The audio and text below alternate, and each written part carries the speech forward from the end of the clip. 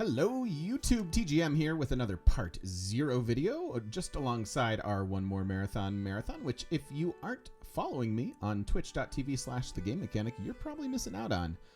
Thank you for joining me. We're talking about Kristina of Sweden. She is an incredibly powerful culture and diplomatic civ. Not necessarily my favorite victory con, but if you're gonna go after it with anybody, you might as well pick Kristina. And her abilities are just really insanely powerful, top to bottom. Let's talk about them. Minerva of the North. Buildings with at least 3 great work slots and wonders with at least 2 are automatically themed when they have all of their slots filled. This is an old England ability, and it is very, very powerful. The amount of culture and tourism you get out of themed museums is significantly higher than without, and you get auto theming if you get something like Great Library or Broadway, any of those wonders, as well as basically art and archaeological museums, etc., etc. Very, very powerful ability. High amount of tourism. You just kind of want to go after all the great people. Make sure you're buying great works from the AI, and make sure you're running projects late in the game to pick them up. Void is particularly good. Heroic monuments also good ways to get great works. Nobel Prize gives us 50 Diplo favor when earning a great person. You get 1 extra engineer point from factories and 1 extra scientist point from universities. And then you also get a unique World Congress starting in the Industrial Era. So the combination of accumulating Diplo favor, all the great works you already want, and then the Nobel Peace Prize, which is her unique Congress. This is the best way to get a Diplo victory. You can just get massive Diplo favor. There are other good Diplo civs in the game, of course, but the combination of these things and what you kind of want to be doing in a culture victory are insane. Now, it is very easy to run into a culture victory before you actually get to a Diplo victory, so keep that in mind. You may even need to turn it off if you really want to force that. The engineer points and scientist points you get from this are, it's cute, but it's not necessarily powerful. But hey, it's a little extra for something that you sometimes want. Factories can be decent in the right cities and in the right setup. Universities can be quite good just to help progress your science tree. And you can go to space with this, although it's not a big incentive. And then Carolian is a Renaissance era replacement for the pike and shot. Faster than the pike and shot at 3 movement, and then 3 combat strength for any unused movement. Pair this with a general, and you're talking about like 18 extra combat strength for attacking into city walls or whatever.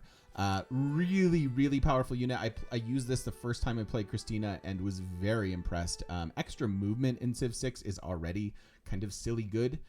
And then not to mention you get extra combat strength and stuff like that. So it's a nice middle of the game, like, oh, I'm at war, I need to defend myself, or oh, there's some things in my way and we need to address this, the militaristic style.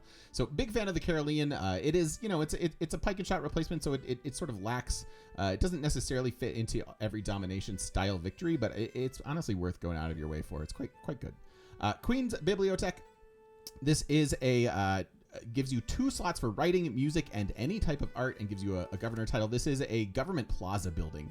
And again, just this gets diminished maybe slightly with like void monuments and heroic relics and stuff, just because you get extra slots for great works. I guess heroic relics not really, but with void, this isn't as important as it was, just because you do wind up having spots for writing and all sorts of things. But it is extremely nice to pair with Pingala, who gets the extra tourism going outwards and stuff. And it's just nice to have. Plays really well into the play style. Really, really good for culture stuff, and feels quite powerful. Speaking of culture stuff, the Open Air Museum. This is a heck of a tile improvement. Gives you 2 loyalty per turn in the city, and then 2 culture and 2 tourism for each type of terrain type you've settled. So up to 5 different terrain types in the game, which means this can be a 10 culture, 10 tourism tile improvement. It's available at Nationalism, which isn't crazy late. It's not crazy early, but it isn't crazy late. And the unique part about this versus most other tile improvements is you do not need flight to get the tourism. So as soon as you unlock this, if you have all the terrain types, you're adding in 10 tourism per city. So the wider you go, the better this is, and it is just an excellent source of driving your sort of late game culture and your late game culture tree. Remember, if you're going for tourism stuff, you tend to not want to switch into the third tier governments. Pay attention to what other governments everybody else is in. So don't necessarily deviate for that, but you can rush to rock bands, you can rush to policies, you can just kind of finish off the culture tree with this. And tourism, it's kind of a thing.